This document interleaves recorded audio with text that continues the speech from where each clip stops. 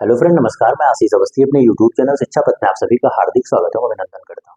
हिंदी की इस क्लास में आज मैं आपसे अव्यय के विषय में चर्चा करूंगा, क्योंकि जब मैंने संज्ञा जो टॉपिक वहां से शुरू किया था, संज्ञा से, वहां मैंने आपको हेडिंग लिखाई थी संज्ञा से अव्यय तक। तो वहां पे मैंने सबसे पहले आपको विकारी शब्द, जिसमें कि संज्ञा, सर्वनाम, विशेषण और क्रिया को काफी विस्तृत तरीके से पढ़ा दिया है। और उसके बाद अब हम अविकारी शब्द यानी कि अव्यय के विषय में हमको पढ़ना है। तो अव्यय के विषय में हम किन किन चीजों के विषय में पढ़ेंगे जो आपकी परीक्षा के लिए महत्वपूर्ण है। तो इसमें हमको किसके विषय में पढ़ना है? क्रिया विशेषण के विषय में पढ़ना है, संबंध बोधक के विषय में पढ़ना है, समुच्चय बोधक के विषय में पढ़ना है और विस्मयादि बोधक के विषय में पढ़ना है। तो आज हम इस अव्यय की शुरुआत करते हुए सबसे पहले जानेंगे कि अव्यय किसे कहते हैं, अव्यय का मतलब क्या होता है। अव्यय का मतलब यही अविकारी शब्द, अव्यय और अविकारी शब्द एक ही बात है। इनके संबंध में आपको जानकारी देंगे और इसकी चर्चा करेंगे। उसके बाद आज मैंने क्रिया विशेषण को शामिल किया है। तो क्रिया विशेषण और इसके जो भेद है उसकी मैंने विस्तृत चर्चा की है। कुछ इसका भाग बचा है जिसको मैं 5-10 मिनट का भाग है कल की क्लास में शामिल करूंगा। तो आइए सबसे पहले हम चर्चा करते हैं अव्यय के विषय में। तो अव्यय या अविकारी शब्द, तो इससे यही स्पष्ट बात पता, अविकारी पढ़ते ही पता चल गया कि ऐसे शब्द जिनमें लिंग, वचन और कारक के आधार पर किसी प्रकार का परिवर्तन नहीं होगा, उनको क्या कहा जाएगा? अविकारी शब्द कहा जाएगा। अच्छा, इसी क्रम में अगर मैं रिकॉल कराऊं तो विकारी शब्द में मैंने आपको बताया था कि ऐसे शब्द जिसमें लिंग, वचन और कारक के आधार पर विकार यानी कि परिवर्तन संभव होगा, उसको विकारी शब्द कहते थे। और उसका ठीक उल्टा यदि आपसे अव्यय या अविकारी के विषय में पूछ लिया जाए तो ऐसे शब्द जिनमें लिंग, वचन और कारक के आधार पर किसी प्रकार का परिवर्तन नहीं होगा, उनको क्या कहेंगे? अव्यय या अविकारी शब्द कहेंगे। तो वही बात यहाँ पे लिखी कि जिसमें विकार या परिवर्तन ना हो, जिसमें विकार या परिवर्तन ना हो उसे अव्यय कहते हैं। इसकी परिभाषा क्या कहती है? ऐसे शब्द जिनमें लिंग, वचन, पुरुष, कारक आदि के कारण, मैंने आपको वही बात बताई कि ऐसे शब्द जिनमें लिंग, वचन, पुरुष, कारक आदि के कारण कोई विकार यानी कि कोई परिवर्तन नहीं होता है, उनको क्या कहते हैं? अव्यय कहते हैं। और इसके संबंध में एक बात और याद रखनी है कि ये शब्द सदैव अपरिवर्तित रहते हैं। ये शब्द सदैव अपरिवर्तित रहते हैं क्योंकि इसमें किसी प्रकार का विकार या परिवर्तन नहीं होता है। कारण क्या है? यह अविकारी श्रेणी के अंतर्गत आते हैं। अविकारी और अव्यय रहते हैं। इनका मूल रूप स्थिर रहता है, कभी बदलता नहीं है। इनका मूल रूप कैसा रहेगा? स्थिर रहेगा, कभी इसमें किसी प्रकार का विकार या परिवर्तन नहीं होगा।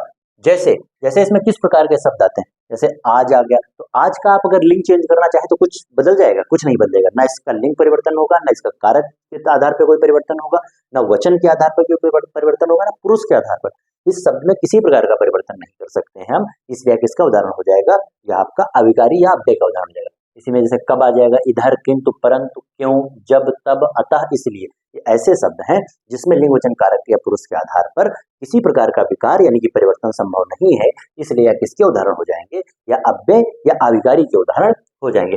अच्छा, अगर अव्यय के भेद के संबंध में आपसे चर्चा करें तो जैसा कि मैंने जब विकारी शब्द आपको पढ़ाया था तो वहां भी मैंने उसके 4 भेद बताए थे। कौन कौन से? संज्ञा, सर्वनाम, फिर विशेषण और क्रिया। तो उसी क्रम में आपको याद रखना कि अव्यय या अविकारी शब्द, इनके भी 4 भेद होते हैं। कौन कौन से? अभी मैंने आपको बताया कि क्रिया विशेषण हो जाएगा, आपका संबंधवाचक हो जाएगा, समुच्चय बोधक हो जाएगा और आपका विस्मयादि बोधक हो जाएगा। क्रिया विशेषण अव्यय, संबंध बोधक अव्यय, फिर आपका समुच्चय बोधक अव्यय और विस्मयादि बोधक अव्यय। तो उसमें आज हम सबसे पहले आपसे चर्चा करेंगे क्रिया विशेषण के बारे में। जो क्रिया विशेषण अव्यय है, इसके संबंध में आज हम आपसे विस्तृत चर्चा करेंगे। अच्छा, क्रिया विशेषण में एक चीज आपने देखी कि इसमें विशेषण मिल रहा और क्रिया मिल रहा। विशेषण हम पहले पढ़ चुके हैं, क्रिया भी पहले पढ़ चुके हैं। विशेषण के संबंध में मैंने आपको क्या बताया था कि ऐसे शब्द जो संज्ञा अथवा सर्वनाम की विशेषता बताते थे उनको विशेषण कहा जाता था। क्रिया के संबंध में मैंने आपको क्या बताया था कि ऐसे शब्द जिनसे किसी कार्य का करना या होना पाया जाता है, यानी कि जो कार्य हो रहा है वह क्रिया होता था। अब यह क्योंकि क्रिया विशेषण आ गया तो विशेषण और क्रिया विशेषण में एक मामूली सा अंतर ये होता है कि विशेषण संज्ञा और सर्वनाम की विशेषता बताते थे, जबकि चूंकि इसमें क्रिया लग गया है इसलिए जो यह क्रिया विशेषण होगा यह क्रिया की विशेषता बताएगा। जो क्रिया विशेषण होगा वह क्रिया की विशेषता बताएगा। तो वही बात लिखी है कि जो शब्द क्रिया की विशेषता बतलाते हैं उन्हें क्रिया विशेषण कहा जाता है। जो शब्द क्रिया की विशेषता बतलाते हैं उन्हें क्रिया विशेषण कहा जाता है। और इसी क्रम में क्या याद रखना कि जो शब्द संज्ञा अथवा सर्वनाम की विशेषता बताते थे उन्हें विशेषण कहते थे, लेकिन जो शब्द क्रिया की विशेषता को बताते हैं उन्हें क्रिया विशेषण कहा जाता है। फिर इसके भेद के संबंध में 2 तरीके के आपसे प्रश्न बनेंगे। एक बनेगा अर्थ की दृष्टि से इसके कितने भेद हैं। तो यदि आपसे अर्थ की दृष्टि से पूछा जाए तो अर्थ की दृष्टि से क्रिया विशेषण के 4 भेद होते हैं, और यदि आपसे रूप या रचना के आधार पर क्रिया विशेषण के भेद पूछे जाए तब 2 भेद होते हैं। तो आपको इन वाक्य जो ये शब्द लिखे इस शब्द में नहीं उलझना है। यदि आपसे अर्थ की दृष्टि से पूछता है क्रिया विशेषण के भेद तो 4 है, और रचना या रूप की दृष्टि या बनावट की दृष्टि से क्रिया विशेषण के भेद पूछेगा तो हमारा जवाब 2 हो जाएगा। तो अर्थ की दृष्टि से क्रिया विशेषण के 4 भेद कौन कौन से हैं? पहला आपका स्थानवाचक क्रिया विशेषण है, फिर आपका कालवाचक क्रिया विशेषण है, इसी क्रम में परिमाणवाचक क्रिया विशेषण है और सबसे अंत में हमको रीतिवाचक क्रिया विशेषण के संबंध में पढ़ना है। तो आज हम इसके संबंध में आपसे विस्तृत चर्चा कर लेंगे, जो आपका रूप या बनावट के आधार पर यानी कि रचना के आधार पर जो क्रिया विशेषण के 2 भेद हैं उनके संबंध में हम अगली क्लास में चर्चा करेंगे। तो सबसे पहला है स्थानवाचक। स्पष्ट है, शब्द से ही स्पष्ट है कि यहाँ पे ऐसा शब्द आएगा, ऐसा क्रिया विशेषण आएगा, मतलब ऐसा शब्द आएगा जो कि क्रिया की विशेषता बता रहा होगा और वह शब्द कैसा होगा? स्थान का बोध करा रहा होगा, स्थानवाचक होगा। तो वही बात देखिए कि जिस क्रिया विशेषण से क्रिया की स्थिति का मतलब स्थान या दशा का बोध हो, दशा नहीं है पे दिशा हो जाएगा, दशा गलत लिख गया, दिशा होगा। क्रिया की स्थिति या दिशा का बोध हो उसे स्थानवाचक क्रिया विशेषण कहते हैं। आपको सीधे सीधे क्या याद रखना है कि ऐसे क्रिया विशेषण जिससे क्रिया की स्थिति या दिशा का बोध होगा वह किसके अंतर्गत आएगा?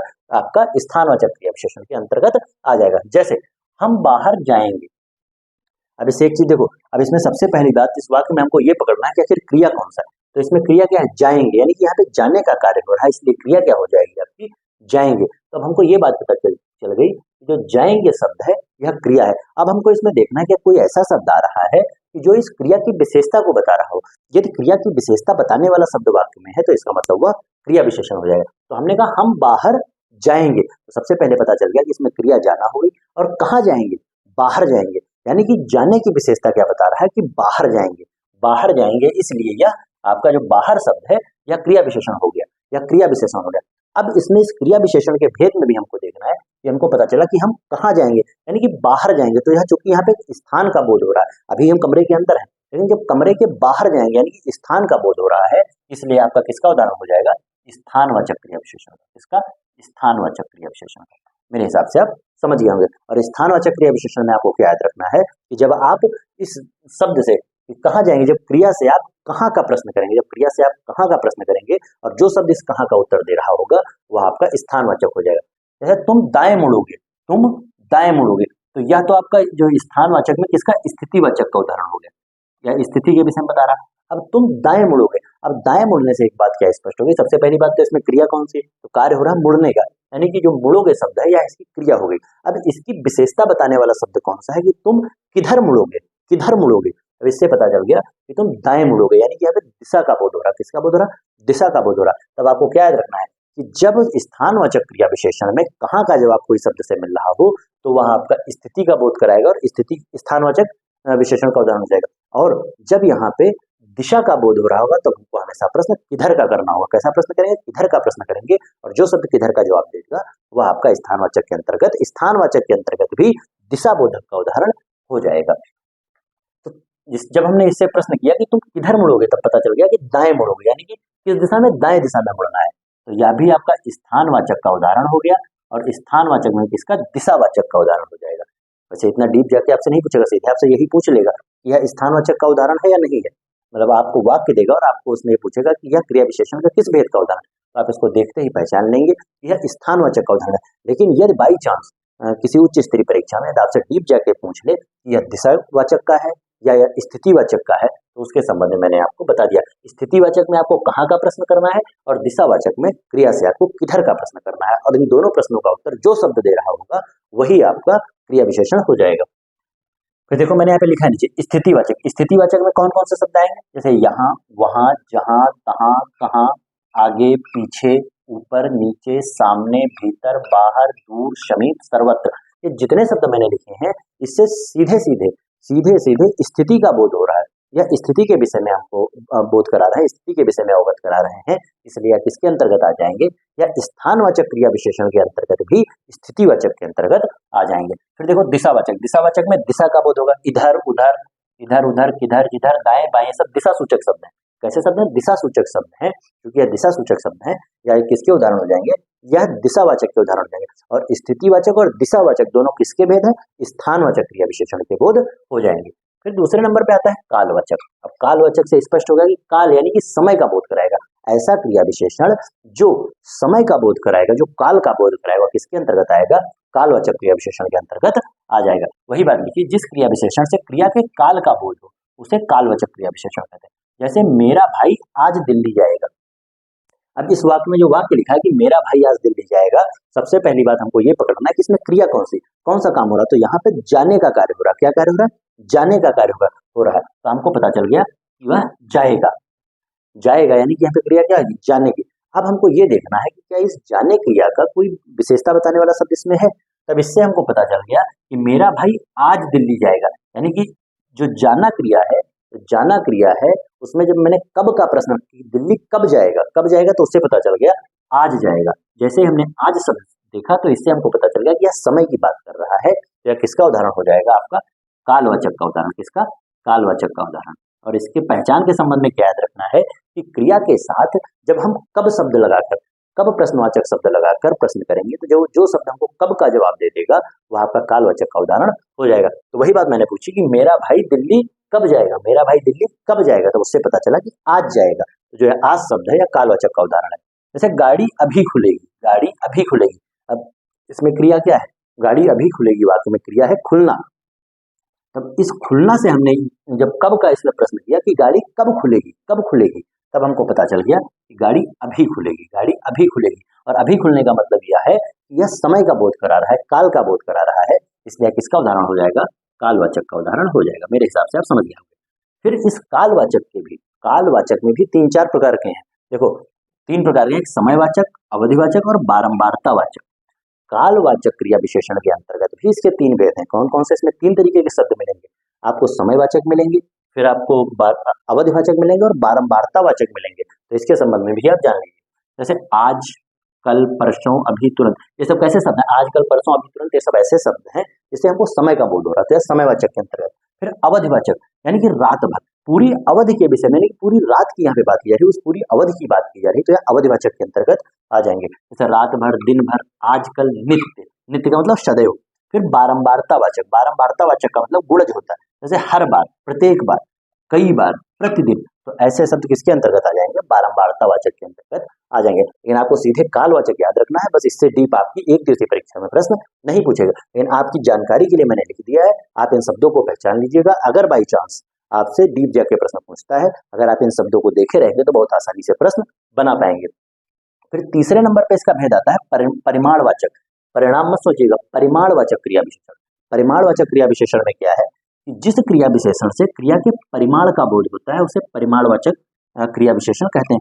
परिमाण का बोध, ऐसे क्रिया विशेषण जिससे क्रिया के परिमाण का बोध होता है उसे परिमाणवाचक कहते हैं। जैसे लड़की खूब बोलती है, लड़की खूब बोलती है। अब हमको इसमें देखना कि क्रिया कौन सी, तो यहाँ पे कार्य हो रहा है बोलने का, तो बोलना क्रिया हो गई। और इस बोलना क्रिया की मतलब कितना बोलती है? खूब बोलती है, यानी कि बहुत बोलती है। जो बोलना क्रिया है उसकी विशेषता क्या बता रहा है कि खूब बोलती है, खूब बोलती है। तो जो आपका खूब शब्द हो जाएगा यह आपका क्रिया विशेषण हो जाएगा। और क्रिया विशेषण में भी चूंकि आप परिमाण बता रहा है, वाक्य में क्रिया का परिमाण बता रहा है, इसलिए आप परिमाणवाचक क्रिया विशेषण का उदाहरण हो जाएगा। और इसकी पहचान क्या है कि जब मैंने कहा कि लड़की खूब बोलती है, तो अब इसमें आप बोलती के साथ किस शब्द को लगाएंगे कि लड़की कितना बोलती है, लड़की कितना बोलती है। तो खूब यानी कि बहुत बोलती है।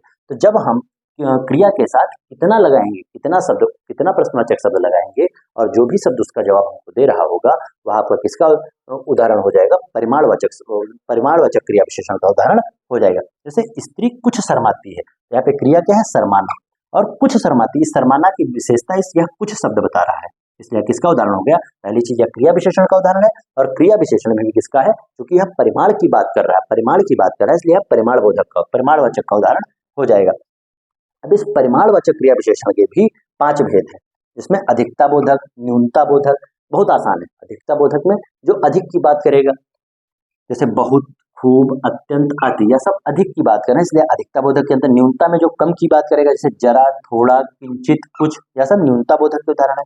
फिर पर्याप्ति बोधक, जो पर्याप्ति की बात करेगा, बस, यथेष्ट, काफी, पर्याप्त, ठीक, यह सब किसके उदाहरण है? पर्याप्ति बोधक के।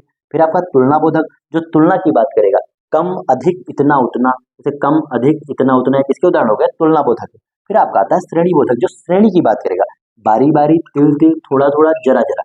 ये ऐसे शब्द हैं जो आपके परिमाणवाचक के जो भेद मैंने 5 बताए हैं उसके अंतर्गत आएंगे। लेकिन आपको सीधे परिमाणवाचक में याद रखना कि जहाँ पे ऐसा क्रिया विशेषण जो क्रिया के परिमाण के संबंध बताएगा वह परिमाणवाचक होगा। उसके 5 भेद हैं जिसके संबंध मैंने आपको बता दिया। प्रश्न यहाँ से नहीं उठेगा, लेकिन इन शब्दों को आपको याद रखना है कि बाई चांस आपसे डीप में जाके पूछ सकता है। फिर चौथे नंबर पे सबसे अंतिम आता है आपका रीतिवाचक। रीतिवाचक क्रिया विशेषण में क्या है कि जिस क्रिया विशेषण से क्रिया की रीति का पता चलता है, ऐसे क्रिया विशेषण जिससे क्रिया की रीति का बोध होता है उसे रीतिवाचक क्रिया विशेषण कहते हैं। जैसे सैनिक पैदल चलते हैं, सैनिक पैदल चलते हैं, यहाँ पे कार्य क्या हो रहा है, चलने का, यानी कि क्रिया हमारी हो गई चलना। अब चलना और उसके बाद इसका जो इस क्रिया की विशेषता शब्द बता रहा है कि कैसे चलते हैं, तो पैदल चलते हैं, काम चलने का हो रहा है और कैसे चलना है, पैदल चलना है। तो चूंकि यहाँ से क्रिया की रीति का बोध हो रहा है कि सैनिक कैसे चलते हैं, पैदल चलते हैं, तो आपको एक बात और याद रखनी है कि जब क्रिया के साथ हम कैसे शब्द लगाएंगे, कौन सा शब्द, कैसे शब्द लगाएंगे, जो भी शब्द उस कैसे का जवाब दे रहा होगा वह आपका रीतिवाचक का उदाहरण हो जाएगा। तो सबसे पहली बात तो जो पैदल शब्द है यह आपका क्रिया विशेषण होगा, क्योंकि यह क्रिया की विशेषता बता रहा है और साथ ही साथ क्रिया की रीति का बोध करा रहा है, क्रिया की रीति का बोध करा रहा है, इसलिए यह रीतिवाचक के अंतर्गत आ जाएगा, आपको याद रखना। फिर मैं यथासंभव मदद करूंगा, यहाँ पे कार्य क्या हो रहा है, मदद करने का कार्य हो रहा है, मदद करने का कार्य हो रहा है। कैसी मदद करूंगा, यथासंभव मदद करूंगा, कैसी, यथासंभव मदद करूंगा। तो चूंकि यह यथासंभव मदद इस मदद करने की विशेषता को बता रहा है और इस मदद की रीति को भी, रीति का भी बोध करा रहा है, इसलिए पहली चीज तो क्रिया विशेषण का उदाहरण है और क्रिया विशेषण में भी रीतिवाचक क्रिया विशेषण का उदाहरण हो जाएगा। तो अगर मैं आपको एक बार मैं लिखाई दे रहा हूँ यहाँ पे कि जब मैंने स्थानवाचक के विषय में आपको बताया था तो इसमें हमको क्या प्रश्न करना है, एक तो कहाँ का प्रश्न करना है और दूसरा करना है किधर का, कहाँ और किधर का। उसके बाद जब मैंने कालवाचक आपको बताया है तो कालवाचक में मैंने बताया था कि कब, इसमें हमको प्रश्न किसका करना है, कब का प्रश्न करना है। जैसे यहाँ पे अगर मैं लिख दूं तो इसमें कब का प्रश्न करना है, क्रिया से कब का प्रश्न करना है। फिर अगर परिमाणवाचक की बात की जाए तो परिमाणवाचक में हमको प्रश्न करना है कितना का, कितना का हमको प्रश्न करना है। क्रिया से जब हम कितना का प्रश्न करेंगे और जो शब्द इसका जवाब हमको दे देगा तो वही शब्द इन जो भेद मैंने बताए हैं इन भेद के अंतर्गत क्रिया विशेषण हो जाएगा। फिर रीतिवाचक में हमको क्या पता करना है कि जैसे सैनिक पैदल चलते हैं, यानी कि चलना, यहाँ पे क्रिया क्या है, चलना। तो हमने पूछा कि कैसे चलते हैं, पैदल चलते हैं। कैसी मदद, यथासंभव मदद। तो यहाँ पे हमको कैसे का प्रश्न करना, कैसे या कैसी का प्रश्न करना, मेरे हिसाब से आप समझ गए होंगे, ठीक। फिर इस रीतिवाचक जो क्रिया विशेषण है, इस रीतिवाचक क्रिया विशेषण के अंतर्गत कुछ भेद है, जैसे प्रकार बोधक। तो प्रकार बोधक क्या है, रीतिवाचक क्रिया विशेषण के अंदर प्रकार बोधक जो आपके क्रिया विशेषण हो जाएंगे, ऐसे, वैसे, जैसे, कैसे, धीरे, अचानक, ये सब मैंने शब्द लिखे हैं, आपको देख लेने, सिर्फ आपको ये शब्द देखने, बाकी आपको रीतिवाचक के संबंध में याद रखना है कि ऐसे क्रिया विशेषण जिससे क्रिया की रीति का बोध होगा वह क्रिया विशेषण कहलाएंगे। और प्रश्न क्या करना है, जैसे सैनिक पैदल चलते हैं, तो इस चलना क्रिया से हमने पूछा कि सैनिक कैसे चलते हैं, तब हमको पता चल गया पैदल चलते हैं। तो जिस शब्द से हमको कैसे का जवाब मिल जाएगा वह रीतिवाचक क्रिया विशेषण के अंतर्गत आ जाएगा। इसी क्रम में निश्चय बोधक, तो निश्चय बोधक में जो निश्चितता का बोध कराएंगे, अनिश्चय बोधक जो अनिश्चितता का बोध कराएंगे। जैसे निश्चय बोधक में है अवश्य, सचमुच, यथार्थता, निसंदेह, बेशक, जरूर, दरअसल, वास्तव में, वस्तुता, ये सब निश्चय बोधक के अंतर्गत शब्द आ जाएंगे। और निश्चय बोधक किसके अंतर्गत आ रहा है, रीतिवाचक क्रिया विशेषण के अंतर्गत। फिर अनिश्चय बोधक में संभवतः, शायद, शायद ही, कदाचित, बहुत करके, यथासंभव, ये सब किसके अंतर्गत है, अनिश्चय बोधक और निश्चय बोधक रीतिवाचक के अंतर्गत। फिर कारण बोधक, तो ऐसे शब्द जिससे कारण का बोध हो रहा होगा, जैसे इसलिए, किस लिए, अतः, क्यों, जिससे कारण का बोध हो रहा होगा और साथ ही साथ क्रिया की रीति भी बताई जा रही होगी, वह रीतिवाचक क्रिया विशेषण के अंतर्गत कारण बोधक के उदाहरण हो जाएंगे। निषेध बोधक, जहाँ नकारात्मकता की बात होगी, जैसे नहीं, ना, मत, वह सब किसके उदाहरण है, निषेध बोधक और वह भी रीतिवाचक क्रिया विशेषण के अंतर्गत। फिर अनुकरणवाचक, तो जो शब्द एक मतलब जो ऐसे शब्द आएंगे जो अनुकरण कर रहे होंगे, जैसे गटगट, सरसर, देखो पहले वाले का अनुसरण कर रहा है दूसरा शब्द, सरसर, धड़ाधड़, तड़ाधड़, तो ये ऐसे शब्द होंगे जो एक दूसरे का अनुकरण कर रहे होंगे। तो ये किसके अंतर्गत आ जाएंगे, अनुकरण बोधक के अंतर्गत आ जाएंगे। और अनुकरण बोधक भी किसका जो है भेद है, रीतिवाचक क्रिया विशेषण का बोध हो जाएगा। फिर उदाहरण बोधक से तो, ही, भर, तक, मात्र, ये शब्द मैंने आपको सिर्फ आप एक बार देख लीजिएगा, अगर यहाँ से प्रश्न बनता नहीं है, लेकिन अगर आपसे प्रश्न पूछ लिया जाए तो आप अगर इन शब्दों को देखे रहेंगे तो आप, चूंकि मैंने इसके भेद आपको बता भी दिए हैं, तो अगर इसके भेद से आपसे प्रश्न पूछ लेगा तो बहुत आसानी से आप बना पाएंगे। बाकी क्रिया विशेषण प्रश्न आपसे यही पूछेगा, पहली चीज है भेद याद रखिएगा। क्रिया विशेषण के 4 भेद होते हैं, किसके आधार पर 4 भेद होते हैं, देखो मैंने लिखा था यहाँ पे, अर्थ की दृष्टि से क्रिया विशेषण के 4 भेद हैं। और यदि आपसे रूप, रचना या बनावट की दृष्टि से पूछ लेगा तो आपके 2 भेद होंगे, तो आपको इन भेद के संबंध में याद रखना है। फिर साथ साथ स्थानवाचक कौन से हैं, फिर कालवाचक में कौन से आएंगे, परिमाणवाचक में कौन से आएंगे, रीतवाचक में कौन से आएंगे, ये आपको याद रखना है, इसको पकड़ लीजिएगा। बाकी जो इसके इन भेद के अंतर्गत जो मैंने अन्य भेद इसके बताए हैं, भेद के भेद जो मैंने बताए हैं, इसके संबंध में सिर्फ आप ध्यान रखिएगा। बाकी परीक्षा में आपसे प्रश्न यहाँ से मैंने नहीं देखे हैं, खासकर एक दिवसीय परीक्षा में, उच्च स्तरीय परीक्षाओं में यहाँ से प्रश्न बन सकते हैं। तो सबसे नीचे मैंने लिखा है रूप या रचना की दृष्टि से क्रिया विशेषण के भेद। तो रूप या रचना की दृष्टि से क्रिया विशेषण के दो भेद होते हैं, कौन कौन से? मूल क्रिया विशेषण और यौगिक क्रिया विशेषण।